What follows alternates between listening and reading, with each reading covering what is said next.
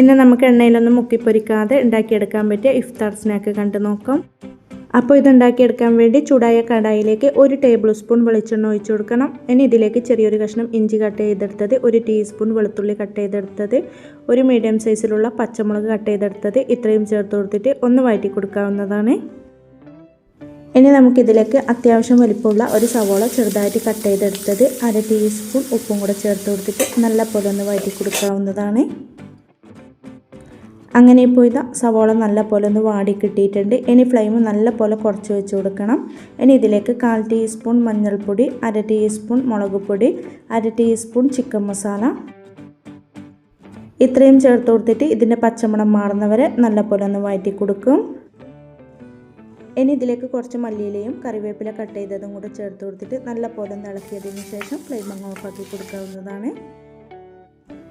ഇനി നമുക്കിതിലേക്ക് 3 മുട്ട പുഴുങ്ങിയത് ഇതുപോലെ ഒന്ന് കട്ട് ചെയ്തെടുക്കണം. ഇനി ഇതവിടെ മാറ്റി വെക്കാം. ഇനി ഒരു ബൗളിലേക്ക് 2 മുട്ട പൊട്ടിച്ചൊഴിച്ച് കൊടുക്കണം. കൂടെ 1/4 ടീസ്പൂൺ ഉപ്പ്, പിന്നെ 1/4 ടീസ്പൂൺ കുരുമുളക് പൊടി, കുറച്ച് മല്ലിയിലയും കറിവേപ്പില കട്ട് ചെയ്തെടുത്തതും ചേർത്ത് കൊടുക്കണം. ഇനി ഇത് നമുക്ക് നല്ലപോലെ ഒന്ന് അടിച്ചെടുക്കാവുന്നതാണ്. ഇനി നമുക്ക് കുറച്ച് ബ്രെഡൊന്ന് ആവി കയറ്റി എടുക്കണം. ഇതിൽ നിന്നും ഓരോ ബ്രെഡ് എടുത്തിട്ട് നമ്മൾ റെഡിയാക്കിയെടുത്ത ആ ഫില്ലിങ് സെൻട്രലായിട്ട് ഇതുപോലെ അങ്ങ് വെച്ച് കൊടുക്കാം.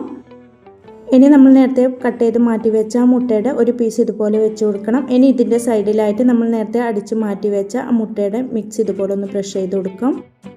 ഇനി മറ്റൊരു പീസ് ബ്രെഡും കൂടെ ഇതിൻ്റെ മുകളിൽ വെച്ച് കൊടുത്തിട്ട് നല്ലപോലെ ഒന്ന് പ്രസ് ചെയ്ത് കൊടുക്കാം. ഇനി ഇതുപോലെ ഒരു ചെറിയൊരു ബൗൾ എടുത്തിട്ട് നമുക്ക് ഇതുപോലെ ഒന്ന് കട്ട് ചെയ്തെടുക്കാവുന്നതാണ്. നല്ലപോലെ പ്രസ് ചെയ്ത് കൊടുക്കണം. അങ്ങനെ ഇപ്പോൾ ഇതിപ്പോൾ ഞാൻ ഇതുപോലെ കട്ട് ചെയ്തെടുത്തിട്ടുണ്ട്. ബാക്കിയുള്ളതും നമുക്ക് ഇതുപോലെ തന്നെ അങ്ങ് കട്ട് ചെയ്തെടുക്കും. ഇനിയൊരു പാൻ ചൂടായതിലേക്ക് അല്പം നെയ്യൊന്ന് ബ്രഷ് ചെയ്ത് കൊടുക്കണം.